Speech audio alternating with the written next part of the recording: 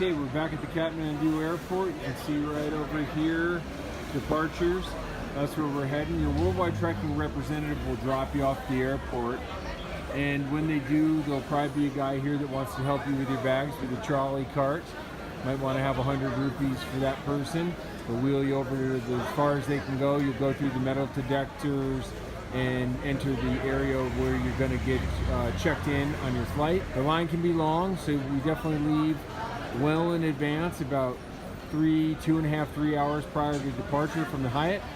And then you'll check in, you'll go upstairs, you'll have to fill out your departure card. So you'll want to have a pen handy and your passport, and then you'll go through the immigration, and then you'll go through security, and then you'll be at the gate.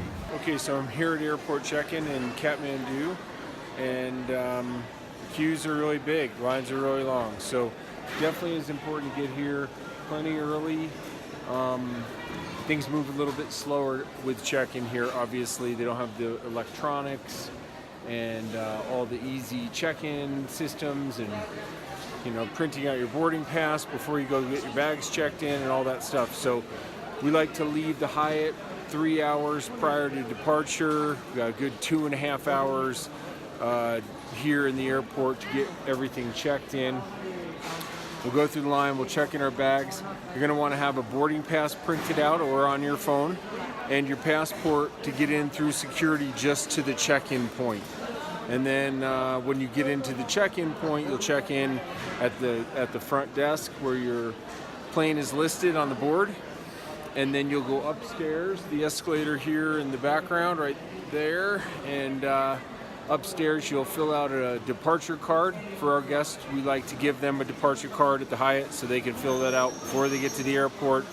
You definitely want a pen on you anytime you travel. And then you'll go through immigration, and then you'll go from immigration over to security. Security is the obvious security that we all live with all the time, and then we'll head to the gate. So a little bit different as far as how fast things move here. You could expect a decent sized line like this one that I'm in, and we'll see how it goes here. Thanks.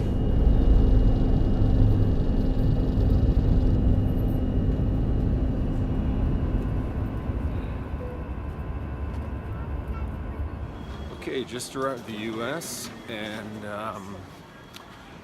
about 12.5 hour flight from Guangzhou, China. Kind of a nice connection there, flying in from Kathmandu, 6 hours, had about a 2.5 hour layover, and then reboarded and flew Guangzhou to LA, about 13 hours in the air on that leg. And now we're going through US Customs.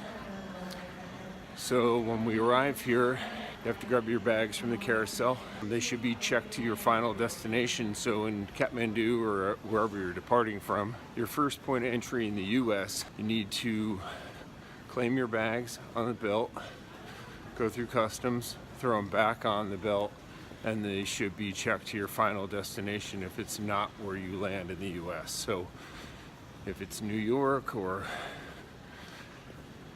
Houston or LA or wherever you come into the country, you transfer your bags and then they should be checked to your final destination. So I'm going to do that now. I go through customs. I'll just have my carry-on. Okay, so I claimed my bags. I went through customs. Pretty easy process, really, and threw them back on the belt. They were checked, and I double-checked that they didn't say LAX, they said LAX, and then they said Salt Lake City, SLC. So I know they're going home. Threw them back on the belt, and the bags will be checked on. And I leave the terminal, actually leave security, come out on the street, and I had to come down from, the international terminal down to the Delta domestic terminal for me that'll take me into Salt Lake City. I come check in just like a regular domestic flight. Want to give yourself plenty of time between connections, especially if you don't have global entry and yet end up waiting when 3 other huge planes land in the US at the same time. There's a huge queue when you get to the customs area. Global entry, in my opinion, is well worth it. if you travel at all internationally. So makes it quick. And now I'm going to check into domestic terminal Delta and fly home. Good to be home.